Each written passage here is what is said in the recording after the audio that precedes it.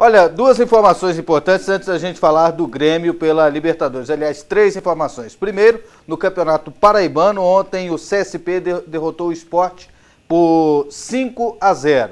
Com isso, ficaram definidos os classificados e a posição também dos times para a fase semifinal do campeonato, mesmo restando ainda uma rodada para terminar a primeira fase. Estão classificados o 13, o CSP, Campinense e o Botafogo, sendo que nas semifinais vão se enfrentar 13 e Botafogo, CSP e Campinense. Desportiva e Miramar estão rebaixados. Outra informação é que a diretoria do Vasco embarcou para o Catar. O presidente Roberto Dinamite, acompanhado de uma comitiva, para acertar com o Juninho Pernambucano. E até o final da semana eles batem o martelo. E em relação ao Botafogo também tem novidade, né, Daniel Santana? Tem. Ontem a ANAF, né, Associação Nacional dos Árbitros de Futebol, colocou na sua página, no seu site, uma declaração onde critica a postura do Botafogo de constantemente, por diversas vezes, criticar a arbitragem, falando sobre chororô, criticando alguns jogadores do Botafogo que erraram em algumas partidas, o porquê que a diretoria, ao invés de falar dos árbitros, não fala desses jogadores. E o Botafogo hoje respondeu, ontem também à noite respondeu, achando que a nota da ANAF é muito grosseira e o Botafogo irá tomar providências contra essa manifestação. Segundo o Botafogo, uma manifestação que não tem nem assinatura, não se sabe se foi o presidente da ANAF, se foi o Sérgio Correia, não se sabe quem que levou essa declaração ao site. Para mim, a minha opinião, depois de ver os dois documentos, é que a ANAF até tem razão em algumas coisas que ela coloca, mas ela não deveria de maneira nenhuma ter colocado um clube sequer nessa declaração para tornar esse clube um bode expiatório do problema da arbitragem no Brasil. Ela deveria ter tratado de maneira genérica, já que o que mais existe no Brasil são clubes que reclamam indevidamente da arbitragem. Concorda, Larissa? Concordo. Eu acho que levar isso a público dessa maneira, postar, colocar no site, no espaço oficial, não deveria ter sido colocado. E a gente sabe que vai continuar reclamando da arbitragem e que em certos momentos alguns clubes têm. Não ficou bem, né? A gente pode falar que o Botafogo é um chororô danado, né? Sim. Ele fica rindo mas agora disso, o órgão oficial falar, agora, né, o órgão André? oficial não ficou bem, né? E ele deveria ter tratado também, não só dos times que criticam da arbitragem, às vezes sem razão, mas dos problemas da arbitragem brasileira, da falta de profissionalização dos árbitros, do baixo nível técnico, né, dos erros que acontecem constantemente, não só em partidas do Botafogo, mas em partidas de muitos clubes. Isso é que a ANAF deveria se preocupar, ao invés de estar criticando um clube exclusivamente pelo que tem acontecido e com reclamações que a gente vê aí no Brasil inteiro. Hoje o time mais querido do Rio Grande do Sul estará em campo pela Libertadores.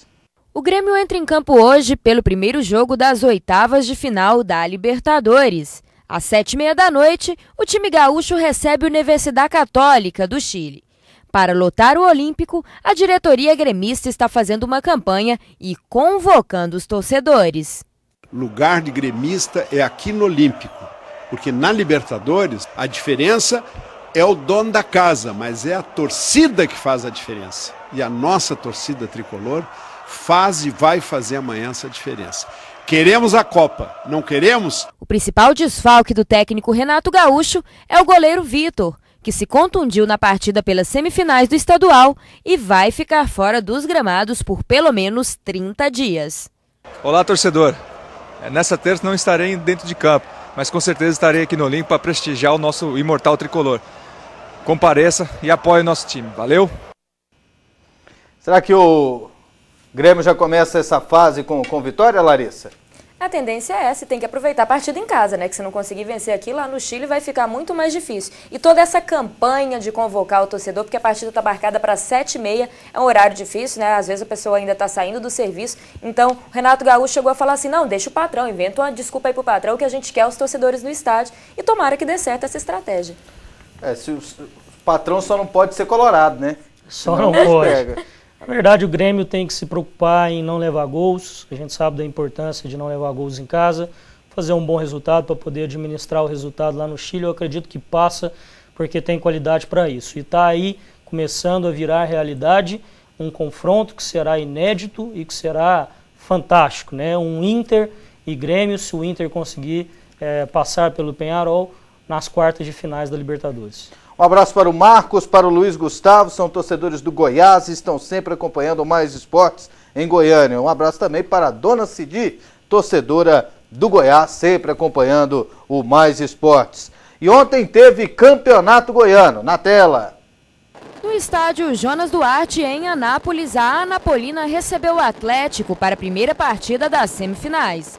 O jogo começou quente, já nos primeiros minutos, as duas equipes chegaram com perigo ao gol. No segundo tempo, a Anapolina voltou dominando o jogo, mas aos poucos foi perdendo a força.